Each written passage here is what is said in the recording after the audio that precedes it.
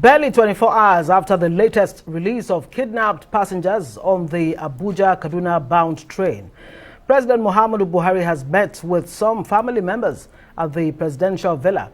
The meeting comes 135 days after the incident, while the president condoled with the families of the victims and those who lost their loved ones. He also repeated his promise to ensure the safe return of the remaining 127 captives.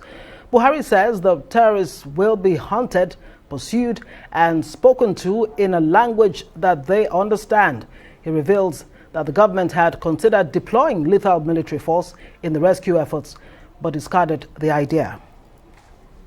I have been informed that at last count, there remain about 31 people in the hands of the kidnappers, and our determination is to work towards returning these 31 people to their families.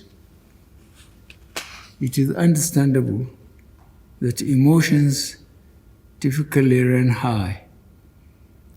We have received several suggestions about the employment of lethal military force in extracting those still being held in captivity. This option has indeed been considered and evaluated. However, the condition to guarantee a successful outcome and minimize potential collateral damage could not be assured, and therefore that course of action had to be reluctantly discarded. We must take the fight to the terrorists and demonstrate there is no hiding place for them within the borders of our country. Each one of them will be hunted and pursued and spoken to in the language that they understand. President of the Federal Republic of Nigeria, Muhammadu Buhari, speaking there earlier today. Well, let's speak to one of those relatives who met with the president. He is Mohammed Sabiu, and he joins us live. Thank you so much for joining us remotely on the news tonight. How would you describe this meeting with the president coming after 136 days since the incident? Thank you, Mrs. Ungozi, for giving me this wonderful opportunity. We are grateful, we are excited having a TT conversation with Mr. President. So I think given this opportunity, at least is a something or is a privilege which we have been looking for since the abduction of our loved ones.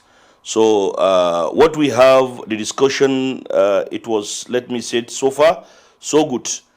We appealed to Mr. President, please, to put more effort, to put more forces in regard to assist us to get our loved ones back homes.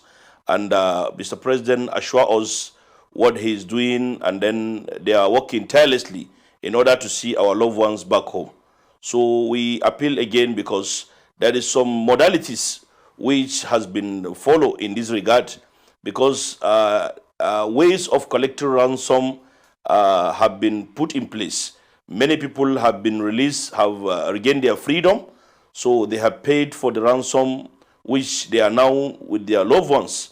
So those people are still in captivity, doesn't have the opportunity. They are not financially buoyant to see how they can be able to afford such kind of amount. That is the reason why we appeal to the government. We doesn't have the ability. We are not financially buoyant to pay such amount. But Mr. President has assured us that all modalities will be followed to see how we can get our loved ones back home. Yes, and one can only imagine the trauma that, you and others who are still in captivity may be going through now. Before now, we've heard from, some released victims like yourself say that government never played any part in their freedom. I wonder what you have to say about that. I mean, because you seem to have confidence that the president is going to do something this time around. And when you hear from the president that there were times when, he tried to consider using lethal force in dealing with these terrorists. How does that come to you, having been in captivity yourself? Well, you know, when the issue started, we can say the government have never put effort on this regard. They have shown lackadaisical attitude on this matter. So when Mr. President gave us this opportunity to see him, to lay our complaints, to lodge our complaint to him, so we doesn't have anything to say in terms of maybe showing any concern or not showing concern with the government. So as far as I'm concerned, the stages now we are, since we meet with the presidents, so we have to give him all benefit of doubt. So let us give him a breathing air. And as far as the government is concerned, when we are talking about peace and conflict resolution, there is many modalities which has to be followed by the government. There is issues of consensus, or there is issues of having a discussion with the terrorists, or there is issue of maybe paying a ransom, because all over the world they apply such methods in order to get all people in captivity or something of that nature. The government are in better position to know such privileged informations, which the government can apply it in order to rescue our loved ones. Government has all modalities to follow without using any gun or without using any ammunitions. There is many ways on how to apply peace and conflict resolutions. So there is dialogue between the terrorists and the government. Not even in Nigeria, many parts of the world have applied such kind of modalities. So we are appealing to the government, please, we don't have that money. Let the government do their best as possible to apply such method in order to have a reconcile or a dialogue with those people. Maybe they have a demand which they need from the government. Let the government, if that demand is not much, let the government did that demand, give them their demand, and give us our loved ones. That is what we are appealing. Great. Muhammad, let me ask you if this is the representation of all the families involved in the attack. Are you speaking in unison? I also want to ask you, because you have had several press conferences where you said you will continue to picket the Ministry of Transportation until your loved ones are back. Now that you have met with the president, would you still be carrying out those press conferences and the picketing and the closure of the train lines in Nigeria, which you say must not resume until your families are back? Well, there is stages in all aspects.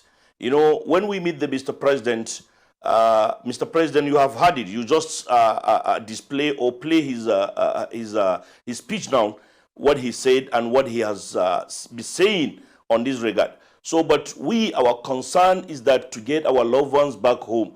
And then when you are talking about issue of going press briefing or protest or something of that nature, we have met with the Minister of Transport, and he has given us an assurance, and the effort that Minister of Transport has been doing time without number, day and night, we recommend his effort, because by his modalities or by his effort, we reach this level. So by now we have to suspend all maybe press briefing or any form of protest to see or give them a breathing air, because when the government are in such kind of situation, so we have to be very, very, we give them all benefit of doubt and be very, at least be calm and seeing what effort have they made on this regard. And if there is not any effort, or if there is any action that has been conducted or has been passed, so from there we'll see the next line of action.